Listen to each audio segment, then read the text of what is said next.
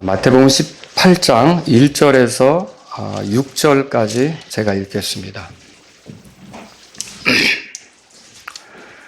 바로 그때 제자들이 예수님께 나와 이르되 하늘의 왕국에서 누가 가장 크니이까 하니 예수님께서 한 어린아이를 불러 그들 가운데 세우시고 이르시되 진실로 내가 너희에게 이르노니 너희가 회심하여 어린아이들과 같이 되지 아니하면 너희가 하늘의 왕국에 들어가지 못하리라. 누구든지 이 어린아이처럼 자기를 낮추는 자 바로 그가 하늘의 왕국에서 가장 큰 자니라.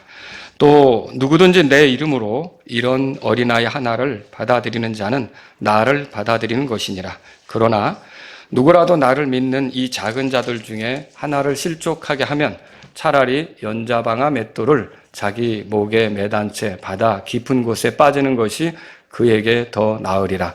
자, 그러면 10절 읽겠습니다. 다 같이요. 너희가 이 작은 자들 중에 하나라도 무시하지 않도록 주의하라. 이는 내가 너희에게 이르기를 하늘에서 그들의 천사들이 하늘에 계시는 내 아버지의 얼굴을 항상 바라보느니라 하기 때문이라. 자, 다시 14절 다 같이 한 목소리 읽겠습니다. 이와 같이 이 작은 자들 중에 하나라도 멸망하는 것은 하늘에 계신 너희 아버지의 뜻이 아니니라. 아멘. 태중에 있는 아이는 하나의 생명체입니다. 그렇죠? 네. 우리가 얼마 전에 주일학교에서 어린이에 관해서 공부했어요. 그 공부를 하면서 어린이들이 죽으면 어디로 가는가 그거 잠깐 다뤘었죠. 기억나세요? 근데 오늘은 조금 그때보다 조금만 더 자세하게, 여러분이 또 성경을 펴면 여러 경로로 많이 알 수 있지만 조금만 더 자세하게 이렇게 살펴보는 시간을 가지려고 해요. 본문의 18장에 보면은요, 어린아이들, 또 어린아이, 요렇게 불리는 그룹이 나오는데, 요런 어린 아이들, 또 그 어린 아이, 이런 경우에 여러분 그 책임의 나이, 혹은 책임 연령 이렇게 불러요. 또 어떤 사람들은 책임 연령 이렇게 부르는데 우리 주일학교 교재에서는 책임의 나이 이렇게 나왔어요. 기억나세요? 네, 책임의 나이. 이렇게 불리는 시기가 있어요. 여기 2절에 보세요. 예수님께서 한 어린아이를 불러 그들 가운데 세우셨다. 부르니까 왔다는 말이죠. 얘는 단순하게 예수님을 부르니까 온 거예요. 예수님을 향한 단순함이 있는 거죠. 또 3절에 보세요. 거기 회심하여 어린아이들과 같이 되지 아니하면 하늘의 왕국에 들어가지 못한다고 돼 있죠. 그리고 4절에는 이렇게 돼 있어요. 어린아이처럼 자기를 낮추는 자. 아이가 겸손하다는 걸 얘기하고 있어요. 그렇죠? 그런데 5절에 또 누구든지 내 이름으로 이런 어린아이 하나를 받아들이는 자는 나를 받아들이는 것이니라. 이게 무슨 표현이냐면 여러분 예수님이 제자들을 보내시면서 너희를 받아들이면 나를 받아들이는 거다. 기억나시죠? 그거랑 같은 표현이에요. 그러니까 왜 예수님의 제자들을 받아들이면 예수님을 받아들인 걸로 쳐주느냐? 그 제자들이 예수님께 속한 거예요. 그렇죠? 그렇다면 여기 5절에서 얘기하는 경우도 어린아이 하나를 받아들이는 자는 나를 받아들인다는 말은 어린아이가 예수님께 속했다라는 표현이 되는 거죠. 그런 걸 얘기하는 거예요. 근데 이제 이 어린아이들은 두 그룹으로 나눠질 수가 있어요. 뭐냐면, 이제 6절에 보세요. 그러나 누구라도 나를 뭐라고 돼 있죠?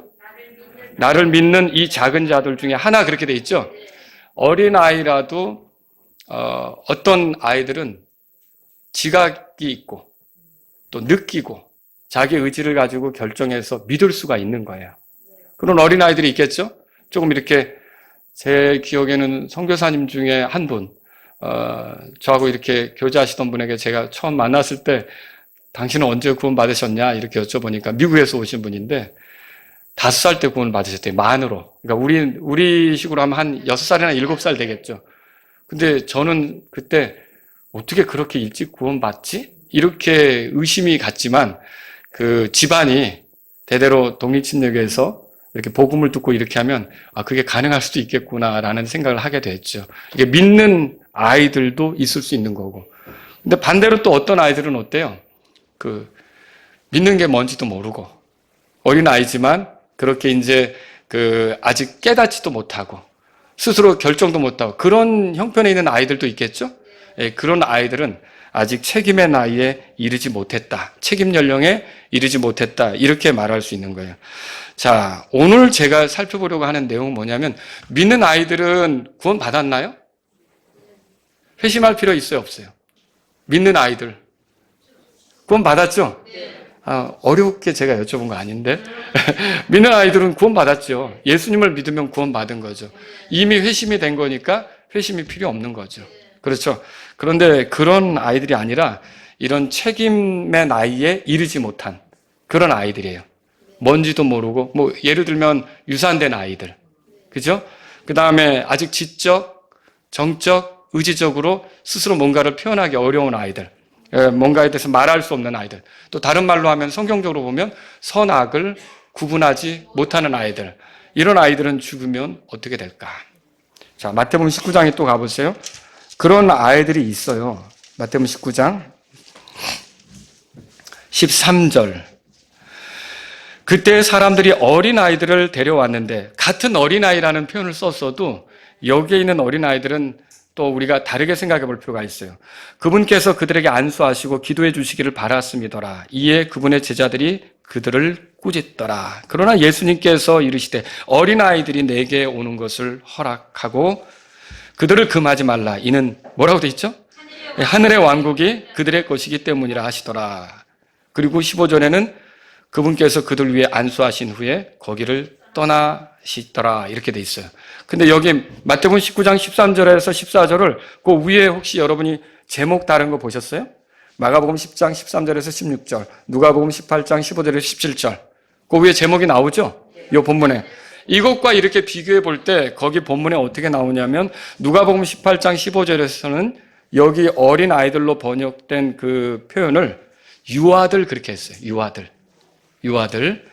그리고 또 여기 마가복음 10장 16절에서는 어떻게 했냐면 요 아이들에게 이렇게 안수해 주실 때 장면을 기록하고 있는데 이 어린 아이들을 안으셨다 그렇게 돼 있어요. 근데 뭐 이렇게 허그한 게 아니고 이렇게 들어 올린 거예요. 안아서. 영어 킹제임스 성경에 보면 그렇게 돼 있어요. 이렇게 안으셨다. 이렇게. 그래서 이렇게 보면 그 아이들의 그 어떤 몸 크기 이런 걸 여러분이 상상해 볼 수 있겠죠. 예, 그런 아이들이 있단 말이에요. 그런 아이들에 대해서 지금 여기 보니까 이는 하늘의 왕국이 그런 자들의 것이기 때문이라 이렇게 말한 게 있어요. 여러분, 책임의 나이라고 하는 거, 책임을 느끼고 선악을 구분하고 이런 거는 사람마다 달라요. 그러니까 어떤 아이들은 조금 더 일찍 그런 것들을 깨닫게 되고 스스로 표현할 수 있게 된다면 어떤 아이들은 더 늦는 경우도 있어요. 제가 동암역에서 목회할 때 이렇게 그때 여름 방학이 돼가지고 이렇게 집집마다 이렇게 전도하러 다닌 적이 있었는데 근데 그때 9살 먹은 소녀, 우리나라 지금 나이로 만으로 8살이잖아요. 너무 예쁘게 생긴 그런 소녀를 만났는데 우리 같이 이렇게 전도하다가 그 아이에게 복음을 전하려고 하는데 이 아이는 죄가 뭔지 그런 것도 몰라요. 그리고 굉장히 그리고 뭐 자기가 얼마나 심각하게 처해 있는지 그런 것도 모르는 거예요.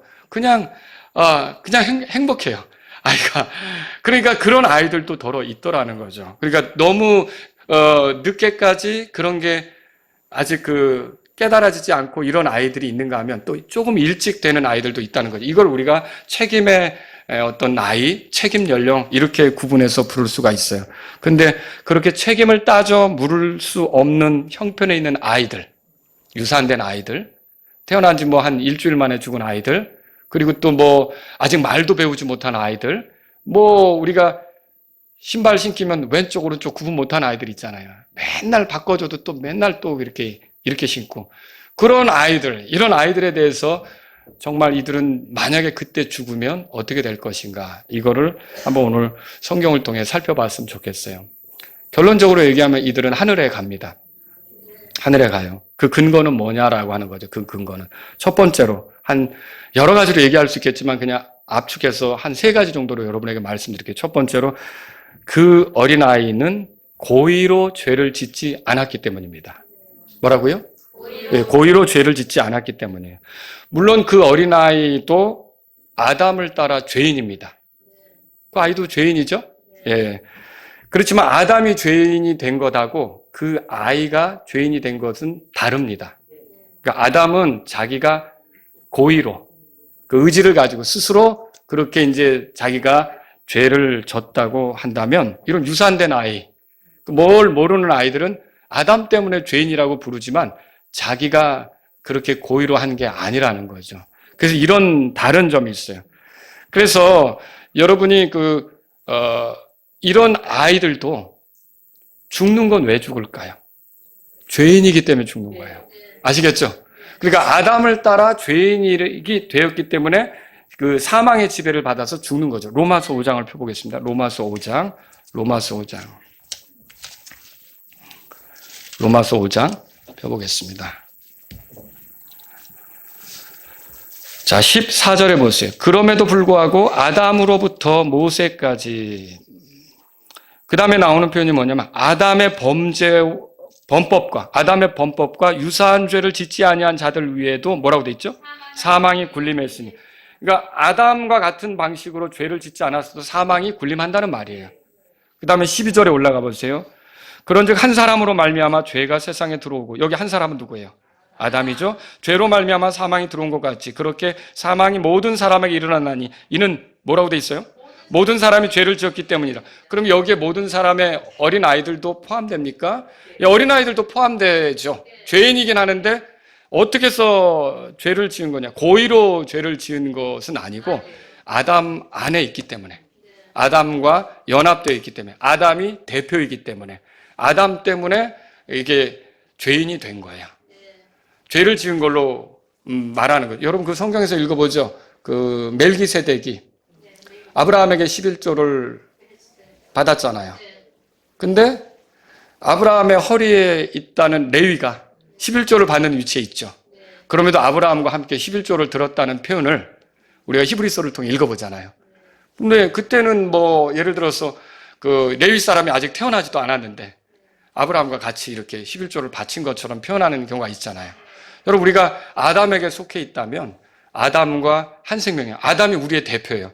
그러니까 여러분 제가 로마서 강의하면서 그런 말씀도 드렸을 거예요. 대표가 이기면 우리도 이긴 거고, 대표가 지면 우리도 진 거고. 그러니까 아담이 죄를 짓는 바람에 아담과 생명적으로 하나가 된 육체의 생명이죠. 우리도 죄인이 돼버린 거죠. 그래서 모든 사람이 죄를 지었다라고 12절에 말하고, 그래서 유아들도 죽는 거예요. 어린아이들도 죽는 거고. 만약에 죄가 없다면 사망이 지배하겠어요? 그러진 않겠죠. 그래서 죄인이기 때문에 이런 죽는 거죠. 그런데 차이는 뭐예요? 고의로 된 게 아니라 아담 때문에 그렇게 돼버린 거라는 거죠. 아시겠죠? 자, 비록 그들이 죄인이라는 신분이라도 또 문제는 뭐냐면 죄인인 신분과 거룩한 하나님, 이 사이를 화해케 하는 일이 필요하잖아요. 이걸 위해서 이 땅에 오신 분이 계시죠. 예수님이 오셔서 이 죄인들이 결국은 하나님과 화해케 되도록 그런 일들을 하셨어요. 십자가에서. 그렇기 때문에 그런 예수님이 하신 일들이 있고, 이 아이들은 자기의 그 죄에 대해서 고의로 지은 것이 아니기 때문에 어떻게 되냐면 이 아이들이 정죄받지 않고, 말하자면 이 아이들이 하늘로 이렇게 인도될 수 있다는 거죠. 그런 예로 도피도시라고 들어보셨어요? 개혁성경에는 도피성 이렇게 나오죠. 도피도시. 근데 민수기 35장 11절에 이렇게 썼어요. 그때 너희를 위하여 도시들을 도피도시로 지정하여 알지 못하고 사람을 죽인 자가 거기로 도피하게 할지니라. 자, 내가 도끼로 나무를 치는데 나는 죽일 의도가 없었는데 도끼 날이 그 손자루에서 빠져나가가지고 옆에 사람을 쳤는데 죽었어요. 그럴 때는 어떻게 보면 살인이죠, 살인. 그런데 그때 이 사람을 너 살인했으니까 죽입니까? 그 사람이 피해 복수자들을 피해가지고 그 부지런히 뛰어가지고 도피도시로 들어가면 생명을 보존하죠. 이걸 끌어내서 죽입니까? 고의로 그랬다 그러면 그거는 죽죠. 그러나 그렇지 않은 경우는 어때요? 거기서 제사장이 죽을 때까지, 대제사장이 죽을 때까지 있으면서 거기서 안전하게 이렇게 될 수 있는 거죠. 죄를 짓지 않은, 직접적으로 고의로 죄를 짓지 않은 아이들도 이와 같다는 거죠. 아시겠죠? 그래서 고의성이 없는 죄인이 된 아이들, 그 아이들을 하나님께서는 지옥으로 보내시지는 않는다. 이렇게 정리하시면 되겠어요. 이렇게 고의성이 없는 죄인인 아이들은 예수님께 속한 것이기도 해요. 오늘 그 5절 아까 마태복음 18장 5절 읽었죠? 거기서 마태복음 18장에서 우리가 뭘 봤습니까? 또 누구든지 내 이름으로 이런 어린아이 하나를 받아들이는 자는 나를 받아들이는 것이다. 여기에 우리가 이 아이가 믿는 아이일 수도 있지만 아직 책임의 나이에 이르지 않은 아이일 수도 있다는 거죠. 이런 아이들은 어떻게 되는 거예요? 예수님께 속했다. 아이로서 믿었다면 예수님께 속한 거고, 아직 믿지는 못했지만 책임의 나이에 이르지 못했다. 그러면 그 아이도 여전히 예수님께 속한 거고, 이렇게 보셔야 된다는 것이죠. 히브리서 1장 14절에 이렇게 써 있어요.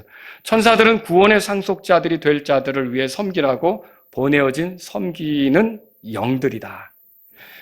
천사들이 따라다니는 거 아시죠? 성도들을 섬기라고 있잖아요. 근데 이게 아이들에게 천사가 있다는 거 아세요? 마태복음 18장 보세요. 거기 10절에 우리 같이 읽겠습니다. 10절에 다 같이 읽습니다. 너희가 이 작은 자들 중에 하나라도 무시하지 않도록 주의하라. 이는 내가 너희에게 이르기를 하늘에서 그들의 천사들이 하늘에 계시는 내 아버지의 얼굴을 항상 바라보느니라 하기 때문이라. 그러니까 아이들에게는 천사가 있는 거예요. 그런데 이제 커서 이게 책임의 나이가 넘어가면 어떻게 됩니까? 이제 믿을 때 그 천사들이 그 안에 그와 같이 하고 결국은 섬기게 되고, 그렇지 않는 경우는 또 떠나가 버리는 그런 일이 있을 수 있다는 것이죠. 그런 걸 우리가 발견할 수 있어요. 그래서 고의로 죄를 짓지 않은 어린아이들은 예수님께 속했고, 또 하나님께서 천사들을 통해 보호해 주신다, 이렇게 보시면 되겠어요. 자, 두 번째 이유는 뭐냐면 그 어린아이는 죄가 무엇인지 모르는 거예요. 오직 그냥 태어난 대로 이렇게 있는 거지, 어떻게 죄가 뭔지 아직 모르는 거죠. 그래서 유산된 아이가 죄가 뭔지 알겠어요? 그리고 아직 말을 다 배우지 못한 아이, 말을 하지 못한 아이가 죄가 뭔지 알겠어요? 이제 막 말이 터졌어도 죄가 뭔지 모를 수가 있다는 것이죠. 인지 능력이 제대로 형성되지 않은 아이는 죄가 뭔지 모르는 거죠. 유산된 아이, 그리고 말을 배우지 못한 아이, 그리고 표현이 서툰 그런 아이들은 다 아직 죄가 뭔지 모르는 거죠. 여러분, 출애굽해서 이스라엘 백성이 가나안을 향해 갈 때 정탐꾼들을 12명 보냈잖아요, 가나안 땅에. 그들이 돌아와서 보고를 하는데 2명만 빼고 10명은 다 부정적인 불평을 해요. 보고를 하고요. 그게 그 2명은 누굽니까? 갈렙과 여호수아죠. 주께서는 갈렙과 여호수아는 가나안 땅에 들어간다고 말씀하셨어요. 하지만 나머지 10명, 그리고 그 10명의 선동을 받아서 불평하고 원망하면서 다시 이집트로 돌아가자라고 했던 사람들 있잖아요. 자, 이런 사람들은 어떻게 됩니까? 가나안 땅에 못 들어간다라고 했어요. 근데 그 말씀을 하실 때 신명기 1장 39절에 이렇게 써 있어요.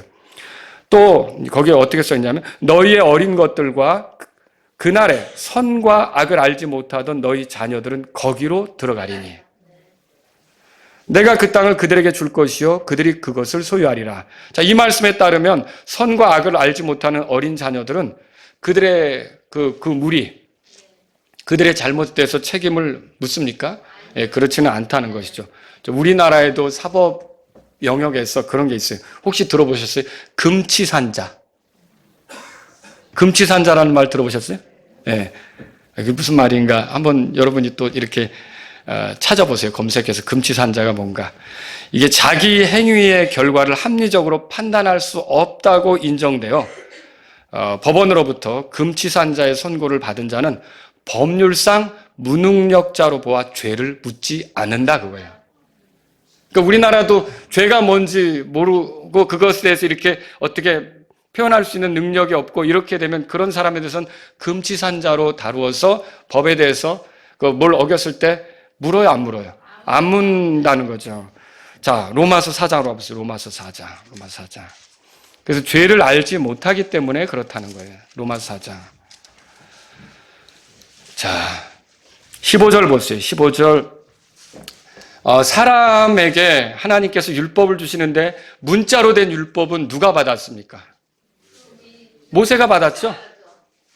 문자로 된 율법은 모세가 받았어요. 근데 하나님께서 각 사람의 마음속에도 율법을 주십니까? 율법을 주시죠. 그게 4장 찾으셨으면 2장으로 가보세요. 2장에 거기 보세요. 15절에 그런 자들은 자기들의 양심이 증언하며 자기들의 생각들이 서로 고수하고 변명하는 가운데 자기들의 뭐라고 돼 있어요? 마음속에 기록된 율법이라고 돼 있잖아요. 그러니까 마음속에 기록된 율법이 있는데 양심이 율법을 어기면 너 잘못했어. 그렇게 하는 거 아니었어. 너는 벌이 있어. 이렇게 될 거 아닙니까? 그런데 양심도 무뎌지나요? 양심도 약화될 수 있나요? 교육받은 정도나 환경에 따라 그렇게 물러질 수 있죠. 그래서 그거 물은 것을 어떻게 보면 이렇게 하지 못하도록 하기 위해서 하나님께서는 이스라엘 백성에게 더 확고하게 문서로, 글자로 율법을 확 주신 거예요. 근데 이걸 어떻게 할 수 있냐면 유대인들만 이런 뭐 부모를 공경해야 된다, 거짓말하지 말아야 된다, 이웃의 아내와 간음하면 안 된다, 뭐 이런 거를 유대인들만 아는 게 아니에요. 이 율법을 시내산에서 받지 않은 아프리카의 어떤 종족들도 이게 내가 거짓말하면 안 되고 부모에게 함부로 하면 페류나가 되고 남의 아내를 취하면 아주 본보기로 다루고, 여러분 그거 아시죠? 이게 왜 이런 게 있느냐는 거예요. 그들의 마음속에 율법이 기록되어 있기 때문에 그렇다는 거죠. 그런 걸 얘기하는 거예요. 근데 이게 사람 안에 기록되어 있어도 어린아이들은 이것에 눈을 뜨지 못했어요. 어린아이들은 이거를 알아요, 몰라요? 정확히 모르는 거예요. 그래서 로마서 4장에 거기 보시면 15절에 다 같이 읽겠습니다.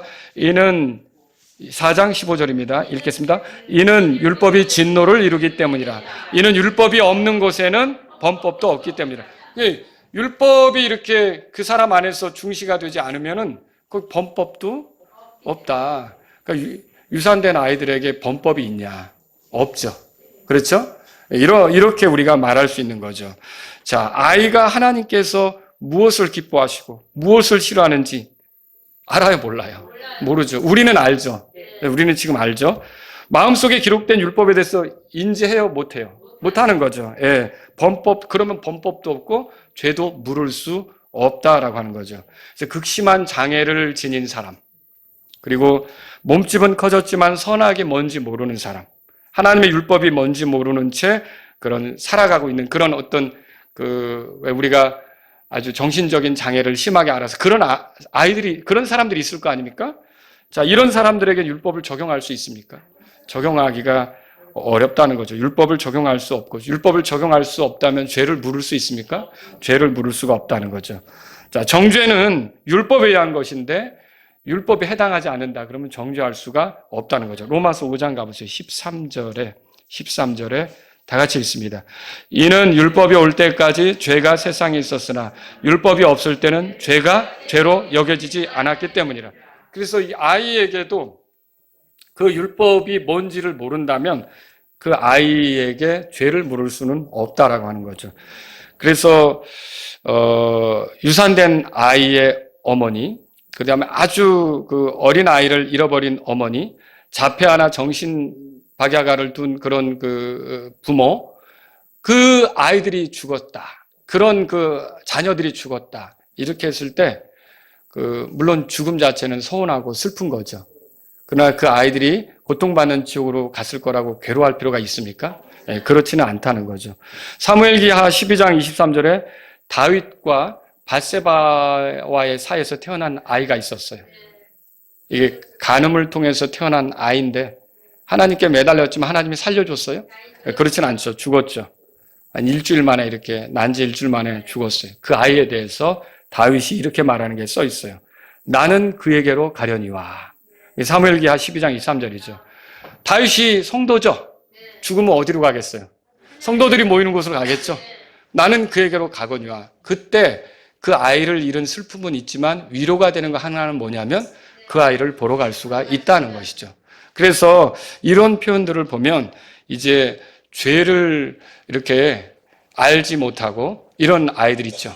이런 아이들은 하나님께서 지옥으로 던지거나 이렇게 하시지 않는다는 것이죠. 세 번째로요, 그 어린아이에게 믿을 능력이 없기 때문이에요. 믿을 능력이 되지 않기 때문이죠. 믿는다는 게 뭐예요? 믿는다는 건 지적으로 내가 그거 알아야죠. 깨달아야죠. 그리고 또 그거에 대해서 내가 기뻐해야죠. 정적으로. 그리고 또 내가 거기에 반응을 해야 되죠. 의지적으로. 지적으로, 정적으로, 의지적으로 이렇게 스스로 결정하는 게 믿음이에요.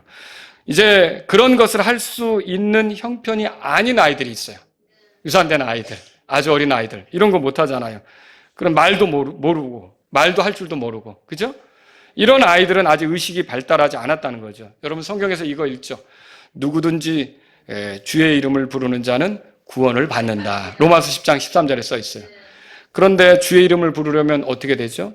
믿어야 되죠. 근데 믿지 아니하는 분을 어떻게 부를 수가 있겠습니까? 로마서 10장 14절에 그렇게 써 있죠. 근데 문제는 믿을 만한 능력이 안 되는 아이들이에요. 믿지 못한 아이들이죠. 이런 경우는 어떻게 되겠느냐? 그 아이들이 주의 이름을 부를 수 있겠습니까? 모태신앙이란 말을 우리가 쓰기는 하는데 그건 복이에요. 믿는 부모 밑에서 태어났다는 거는. 그렇죠? 근데 엄밀히 말하면 어머니 태에서 신앙 고백할 수가 있겠습니까?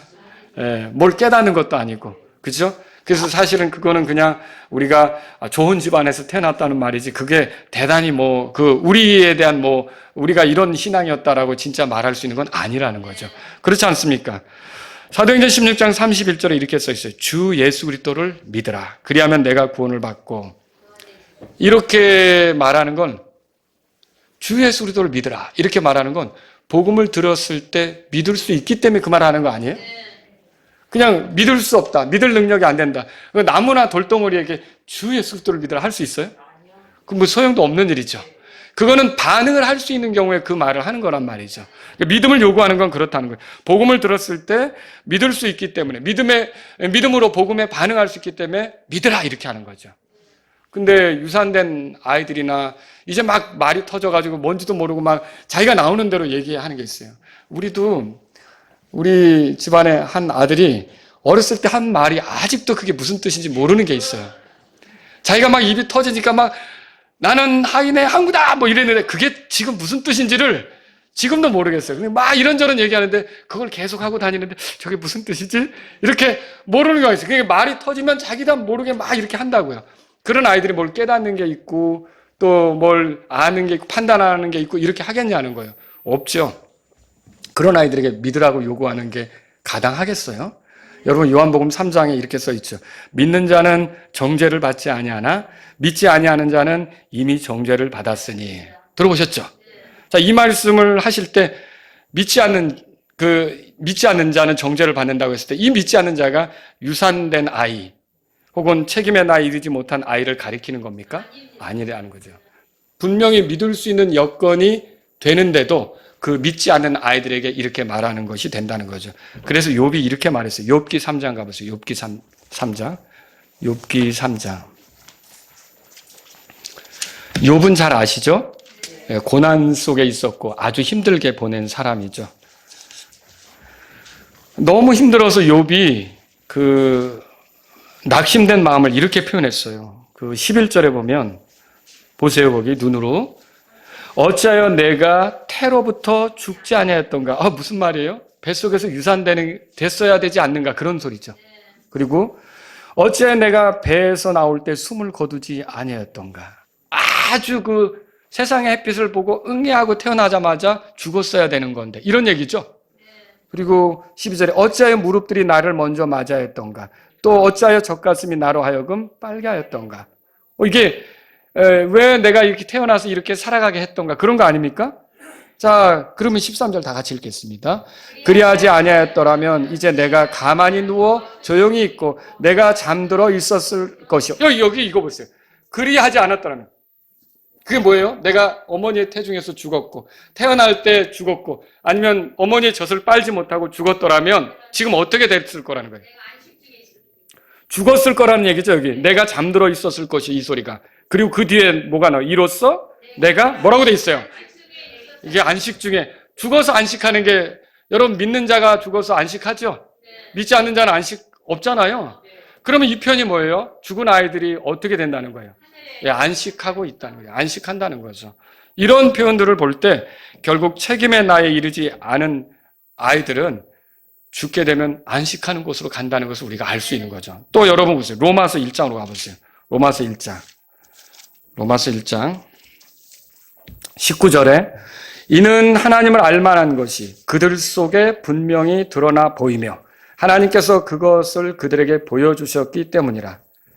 자, 우리가 이 세상을 보면 하나님을 알만한 것이 이렇게 우리에게 다가오고 있어요.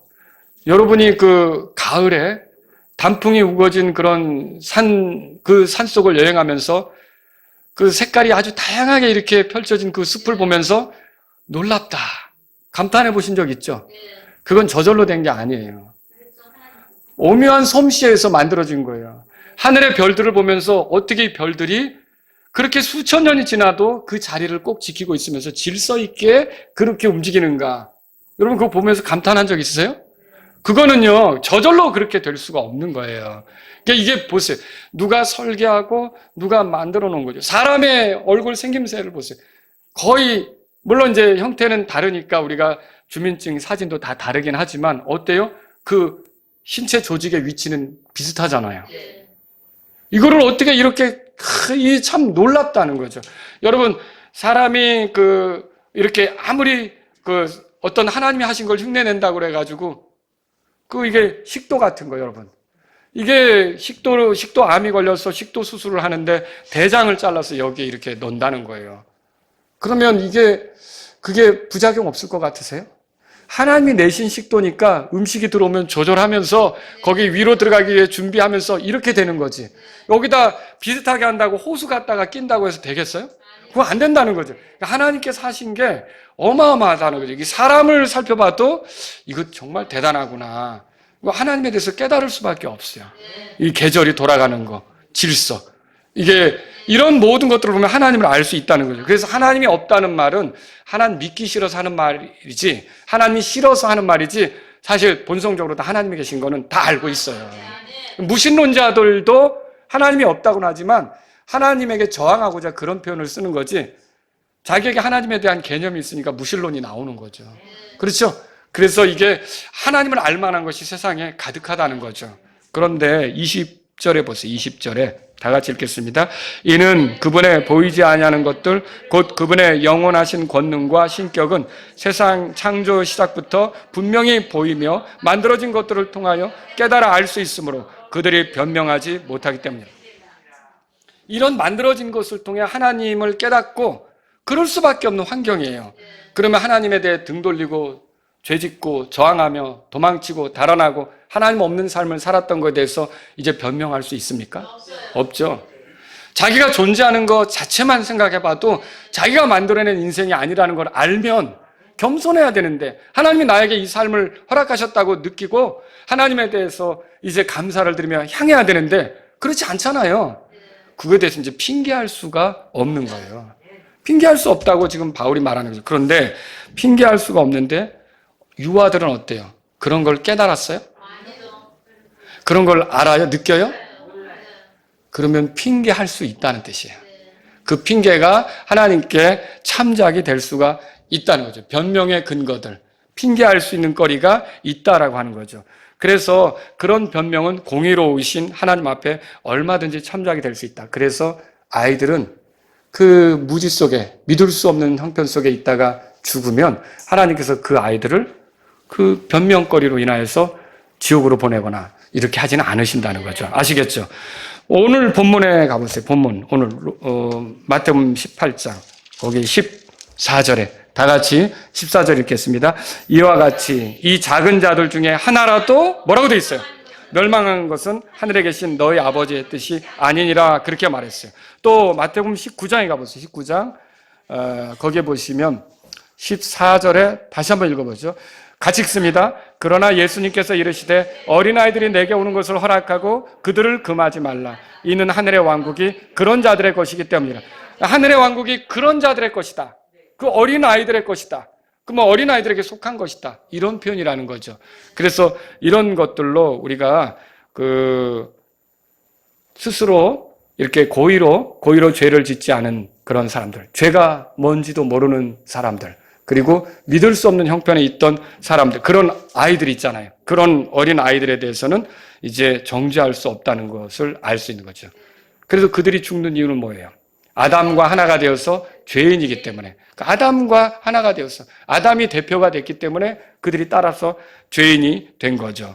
사실은 아무 잘못도 범하지 않았는데, 그런데 그런 죄인이라는 위치, 이것은 하나님과 어떻게 화해를 이루는 거예요? 결국 예수님께서 이 땅에 오셔서 세상 죄를 제거하시는 하나님의 어린 양으로 오셨잖아요. 모든 죄 문제를 예수님께서 해결해 주시는 거죠. 자, 이렇게 책임의 나에 이르지 못한 아이는 믿을 수 없어도 결국 예수님께서 피 흘리시고 또 부활하시고 이런 것이 우리 모든 인류를 위한 것이잖아요. 그러니까 이런 예수님이 하신 일을 믿을 수는 없지만 예수님이 하신 일들은 그들에게 다 모든 인류에게 미치는 것이 될 수 있다는 것이죠. 자, 그들은 예수님에 의해 예수님께 속해 있고 회심할 필요가 없어요. 마태복음 18장으로 가보세요. 18장 3절에 이르시되 진실로 내가 너희에게 이르노니 너희가 뭐라고 돼 있어요? 회심하여 어떻게 되지 않으면 예, 그 어린아이들의 위치는 우리가 회심해야 어린아이 같이 되는 거예요. 그래서 이 어린아이는 어떻게 되느냐면 믿는 아이라면 그 아이는 이미 회심한 거고요. 믿지 않았지만 아직 그런 어떤 고의로 죄를 짓지 않고 율법 그 죄가 뭔지도 모르고 그리고 스스로 믿을 수 없는 아이들은 아직 회심할 수 있는 그런 위치가 아니라 회심이 필요 없는 거죠. 누구에게 속해 있는 거예요? 예수님께 속해 있다 그렇게 말할 수가 있는 것이죠.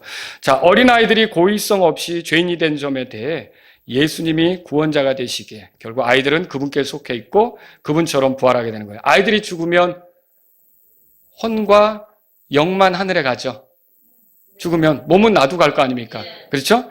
자, 그런데 그 상태에서 앞으로 어떤 죄를 짓겠습니까? 안 짓겠습니까? 안 짓는 거죠. 그리고 하늘에 올라가면 모든 걸 알게 되겠죠. 그렇죠? 그 가장 좋은 환경 아닙니까? 그럼 비록 이 땅에서 그들은 믿을 수 없었지만 거기서 하늘에서 모든 것을 알게 될 거예요. 거기서 예수님이 세상에 가셔서 그들을 위해 죽으셨다는 것. 그리고 또 죄인의 위치에 있던 그들을 건져주시기 위해서 화해물이 되셨다는 것. 이런 것들을 다 알게 되겠죠. 그리고 그분이 부활하셨잖아요. 그러면 그들도 결국 예수님이 부활하신 것처럼 부활하게 될 것을 알게 되겠죠. 이런 지식, 이런 것들이 하늘에서 이제 그들의 믿음처럼 그들에게 드러나게 되겠죠. 요한복음 11장에 보시면 이렇게 써 있어요. 나는 부활이요 생명이니 나를 믿는 자는 죽어도 살겠고 또 누구든지 살아서 나를 믿는 자는 결코 죽지 아니하리라. 자, 그들은 하늘에서 그분을 믿는 자들로 있다가 언젠가는 부활하게 되겠죠. 자, 땅에서는 믿을 수 없었지만 하늘에서 모든 게 다 알려지고 드러나는 거니까 자, 비록 아담에게 속해서 그들의 의지와 상관없이 죄인으로 죽었지만 이제는 예수님께 속해서 그들의 의지와 상관없이 다시 일으켜질 거야. 그래서 어린아이들이 하나님과 영혼을 보낼 수 있는 것은 전적으로 바로 하나님이신 예수 그리스도 때문입니다. 내가 곧 길이요 진리요 생명이니 나를 통하지 않고는 아무도 아버지께로 오지 못한다고 말씀하셨잖아요. 자, 아담 이후에 태어난 그 사람들의 수가 얼마나 될 것 같아요? 어떤 사람은 400억, 어떤 사람은 500억. 제가 최근에 미국 기관에서 발표한 거에 보면 1082억. 지금 인구가 얼마죠? 75억 뭐 이렇게 얘기하잖아요. 그렇게 얘기를 하고 있어요. 그런데 여러분 태어났지만 전쟁이나 기근 이런 거 있죠. 질병 이런 걸로 8세 이전에 죽는 아이들이 되게 많대요. 역사적으로 보면 지금까지 오면 우리나라에서야 의료보험 제도가 잘 돼 있으니까 드문 것 같죠. 아프리카만 해도 지금 현 시절에도 끔찍한 거죠. 그래서 인류학자들은 어떻게 보냐면 대개 8세 이전에 태어난 아이들의 70% 정도가 태어난 사람들의 70% 정도가 죽는다는 거죠. 이게 적은 수입니까? 굉장히 많은 수죠. 그렇죠. 그런데 그러면 거기서 또 태어나서 끝까지 잘 살아가는 사람 있을 거 아닙니까? 그 속에서 구원받는 수가 많아요, 적어요? 적죠. 정말 구원받은 수가 적는 거예요. 그 적은 수 중에 여러분이 포함된 거예요. 와, 여러분이 포함된 거예요. 이거 굉장히 귀한 거죠. 근데 이 아이들, 8세 이전의 아이들이 죽어서 하늘에 가서 안식하고 있고 나중에 부활하게 된다면 왜 예수님께 속했으니까 아담에게 속해가지고 결국은 죽었지만 예수님께 속해서 부활할 거 아닙니까? 근데 그렇게 부활하게 된다 그러면 하나님과 영혼을 보내게 될 텐데 전반적으로 온 인류를 보면 여러분 놀라운 그림이 나와요. 구원받는 자가 많아요? 지옥 가는 자가 많아요? 온 인류를 놓고 볼 때, 아이들까지 쳤을 때, 유산된 아이들까지 쳤을 때 여러분 이거 뒤집어질 수 있습니다. 무슨 말인지 알겠죠? 아까 8세 이전에 여러 가지 이유로 유산되고 낙태되고 이렇게 낙태도 어마어마하게 된대요. 근데 그렇게 죽는 아이들이 되게 많은데 그렇게 본다면 사실 하나님과 영혼을 보낼 사람으로 태어나서 하나님과 영혼을 보낼 사람들이 더 많은 거죠. 이 상황에서 구원받지 못한 건 정말 억울한 거예요. 바꿔서 생각해 볼 수 있겠어요? 어마어마한 사람들이 이렇게 하나님과 영혼을 보내는데 이 구원받지 못하고 죽는 건 정말 억울한 거라는 거죠. 여러분, 아이들은 이제 우리가 어떻게 될지는 정확히 모르지만 이제 부활한다면 예수님 같이 된다 그랬으니까 예수님 같은 어떤 모습, 이런 나이, 우리가 예수님이 한 33살에 세상을 떠나신 걸로 알잖아요. 그리고 그때 부활하셨던 걸 알잖아요. 그런 모습이 되지 않을까 우리가 생각해 볼 수가 있는 거죠. 그런데 여러분 보세요. 이렇게 죄를 짓지 않고 유산된 아이들, 죄 이렇게 알지도 못하고 죽은 아이들, 이런 아이들이 하늘에 가서 죄를 짓겠어요? 부활해서 죄를 짓겠어요?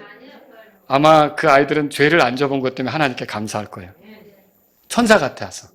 하나님을 섬기는 천사들은 죄를 져요? 안 짓죠. 그리고 되게 감사하겠죠. 하나님 감사합니다. 근데 여러분들은 어떨까요? 아휴, 나는 이렇게 살았는데. 여러분은 어떨 것 같아요?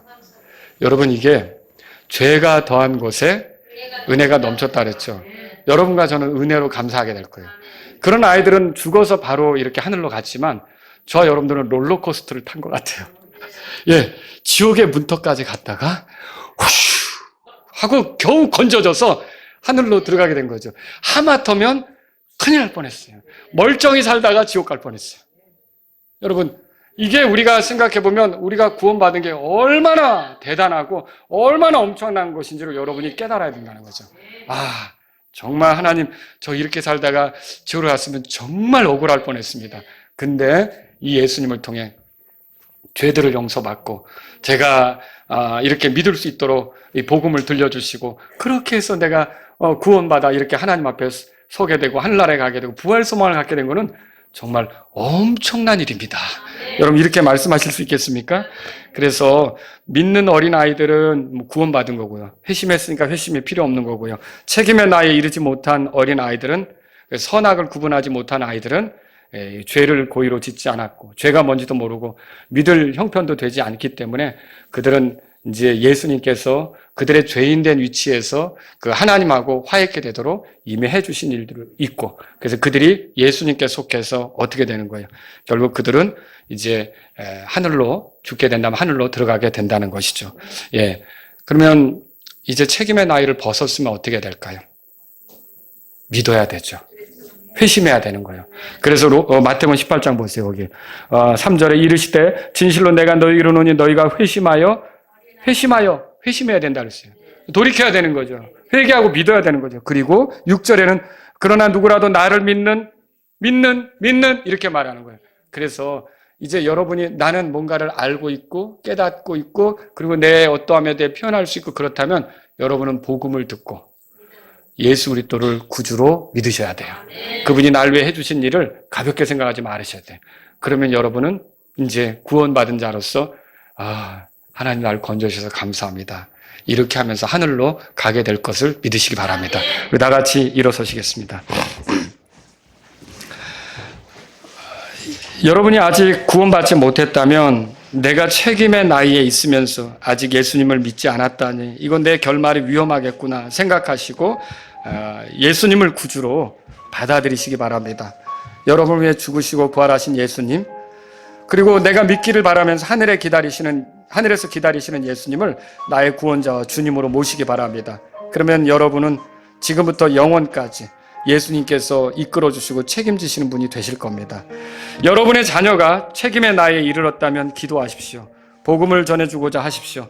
자녀들의 구원을 위해 혹시 이 시간 기도하지 않으시겠습니까? 아직도 내 자녀들이 이 하나님의 사랑 앞으로 돌아오지 못했습니다. 내 자녀들이 구원받을 수 있게 하나님 도와주세요. 이런 분들이 있다면 이 시간 주님 앞에 나아가십시오. 여러분이 구원받은 것이 얼마나 대단한지 감사하신 분이 있습니까? 예, 내가 이렇게 그 지옥의 문턱까지 갔다가 하나님께서 나를 살리셔서 구원받았다면 정말 엄청난 일이다. 내 나머지 삶은 주님의 영광을 위해 살아야겠다. 이런 분이 있다면 이 시간 주님 앞에 나아가시기 바랍니다. 오늘 말씀을 들으신 대로 여러분이 주님께 반응하십시오.